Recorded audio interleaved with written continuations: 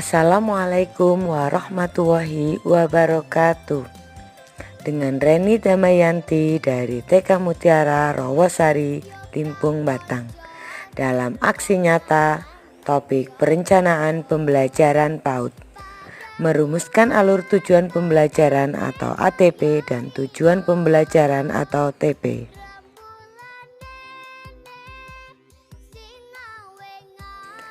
Pengertian capaian pembelajaran. Capaian pembelajaran atau CP adalah kompetensi pembelajaran yang harus dicapai peserta didik pada setiap fase, dimulai dari fase fondasi PAUD.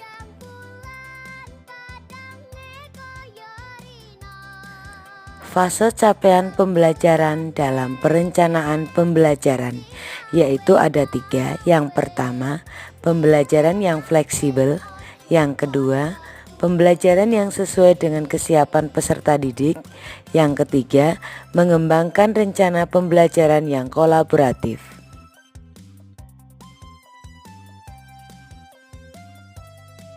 Pembagian fase.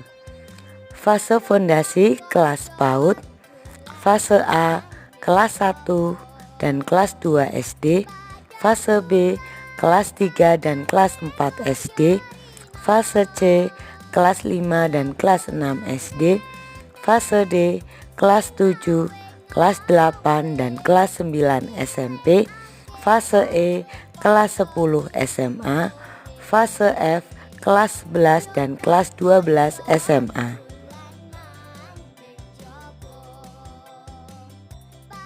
Beberapa hal yang perlu dipahami tentang kekasan CP sebelum memahami isi dari capaian untuk setiap mata pelajaran. 1. Ditulis dalam paragraf. 2. Konstruktivisme. 3.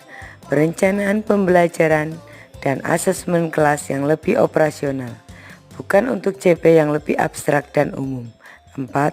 Naskah CP terdiri atas rasional, tujuan, karakteristik, dan capaian per fase.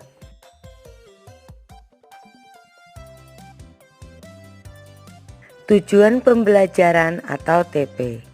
Tujuan pembelajaran sebaiknya memuat 2 komponen utama, yaitu kompetensi merupakan kemampuan atau keterampilan yang perlu ditunjukkan atau didemonstrasikan oleh peserta didik. Lingkup materi merupakan konten atau konsep utama yang perlu dipahami pada akhir 1 unit pembelajaran.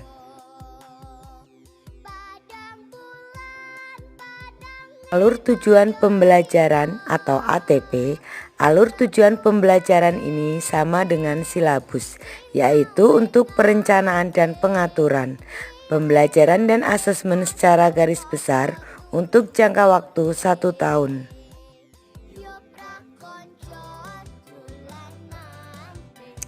Prinsip yang perlu diperhatikan dalam menyusun alur tujuan pembelajaran atau ATP. 1. Tujuan lebih umum. 2. ATP harus tuntas 1 fase. 3. Kolaboratif. 4. Sesuai karakteristik dan kompetensi. 5. ATP tidak perlu lintas fase. 6. Logisi. 7. Tampilan tujuan diawali dengan ATP. Dan 8. ATP dapat bernomor atau huruf untuk menunjukkan urutan dan tuntas penyelesaiannya dalam 1 fase.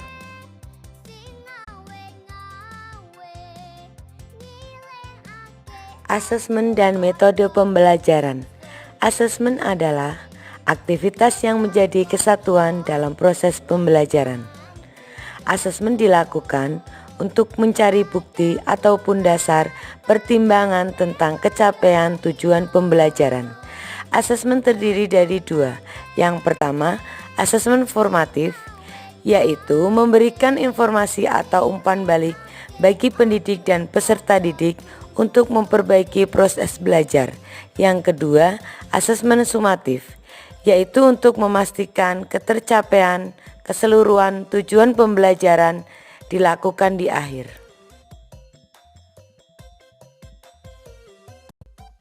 Metode pembelajaran yang digunakan pada capaian pembelajaran. Yang pertama, konkret ke abstrak. 2. Deduktif. Ketiga, mudah ke sulit. Keempat, hierarki. Kelima, prosedural. Keenam, scaffolding.